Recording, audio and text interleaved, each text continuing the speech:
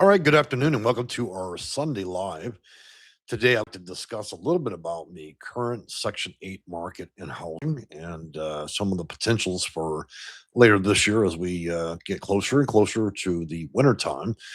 And also cover some nationwide news concerning some of the different programs that are funded by HUD and Section 8 housing authorities around the nation. So, before I get started, my name is Jay. I am the owner of Section8Consulting.com. And today we're going to be presenting, hopefully, some updates. Also, it's a great time in a live video to ask questions. If you have questions about Section 8 housing, affordable housing, low income housing, and the many great names we give it, now would be a great time to open up and ask those questions and do that here in a live chat. You can also find about information within the comment section and description regarding a lot of the topics that we're going to be discussing today in this live.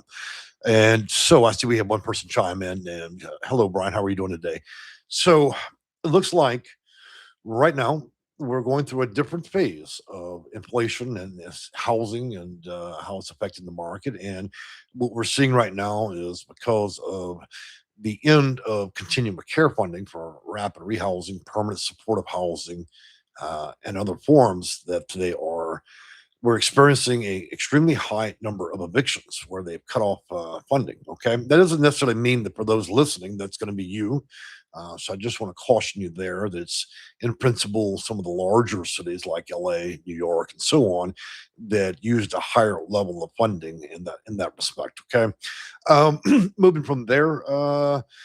We're going to expect that there's going to be probably more fallout in terms of vouchers because the administration has indicated very clearly that they're not going to vote in any more money in terms of dealing with housing choice vouchers. And so they're just looking to stabilize. And as you may know, the last 2 years, this past year, they reduced funding by 13%. And then, of course, a year prior to that, it was 8%.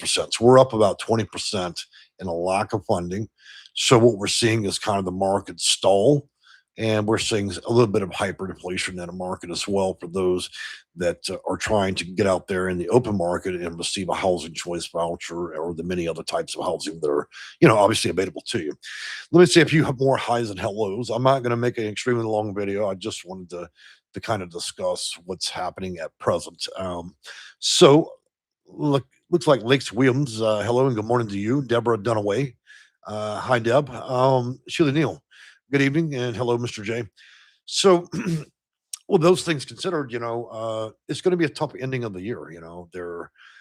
Some people have been granted a reprieve and others have been are put in a position.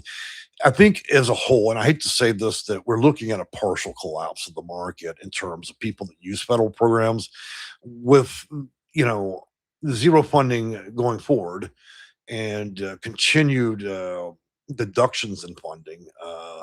At every segment here, what we're watching is a lot of people struggle with housing, and we reached a kind of a critical point where it starts to collapse a little bit between investigations of housing authorities and then, of course, the lack of funding, lack of vouchers, and extremely high rents. We're watching a lot of households fail, and so these people are becoming homeless because of it.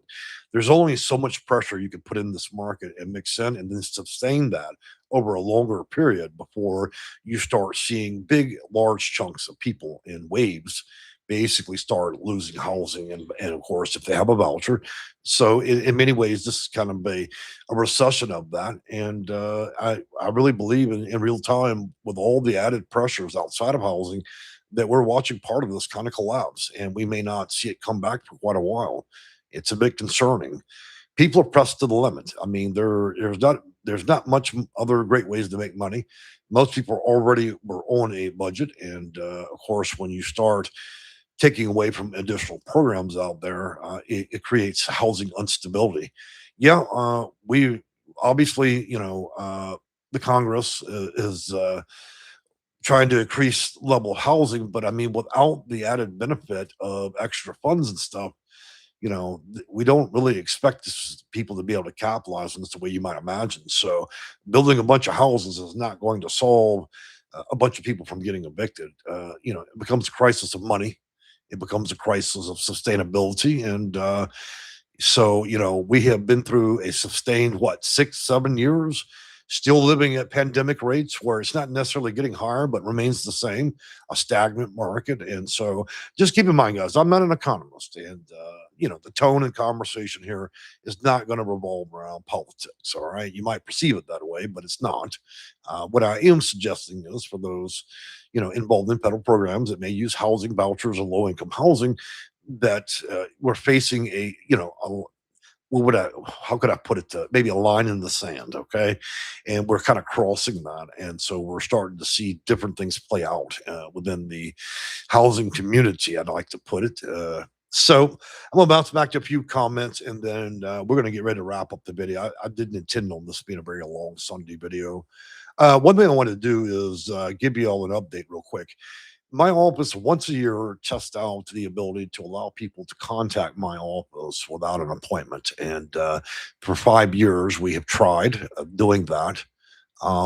And it's failed 5 different times. And so I tried recently this weekend, and I had three different people that uh, contact call the company.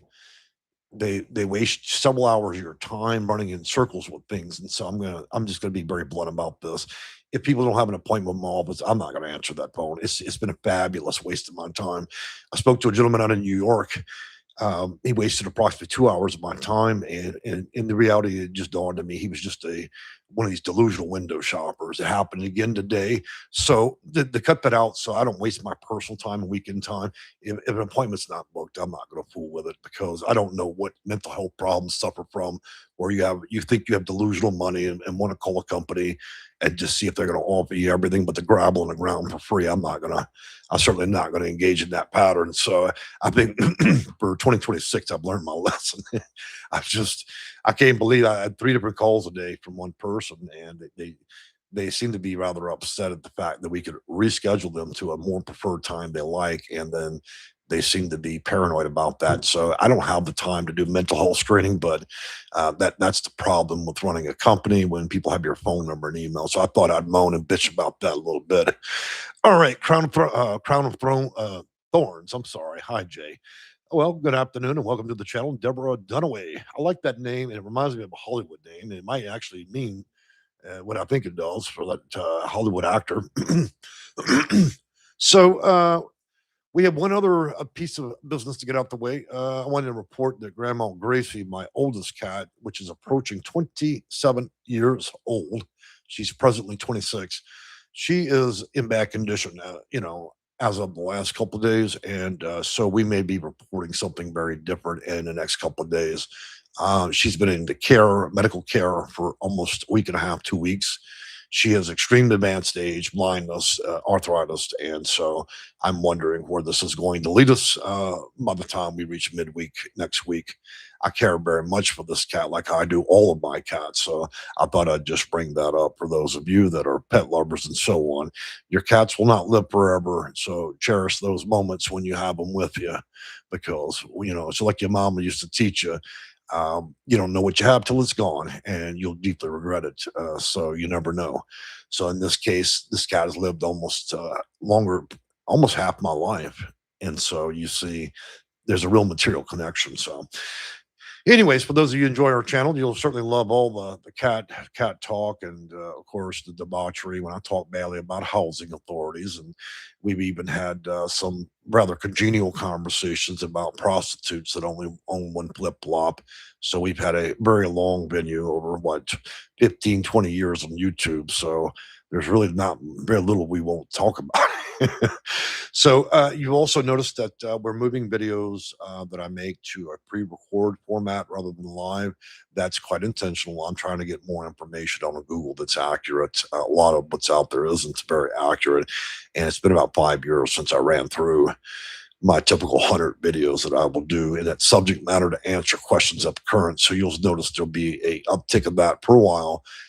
You'll see that live videos will probably be relegated to either Tuesdays and Thursdays, and possibly Sundays, and the rest will be short format, less than 9 minutes, mainly to address our people that have a short attention span, kind of like a 9-minute TikTok.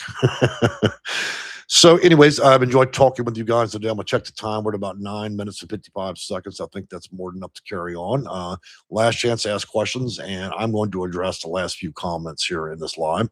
Crown of Thorns, hi Jay, Wanda Bennett. I love you, cats. Well, me and my cats hope to see you back in the channel.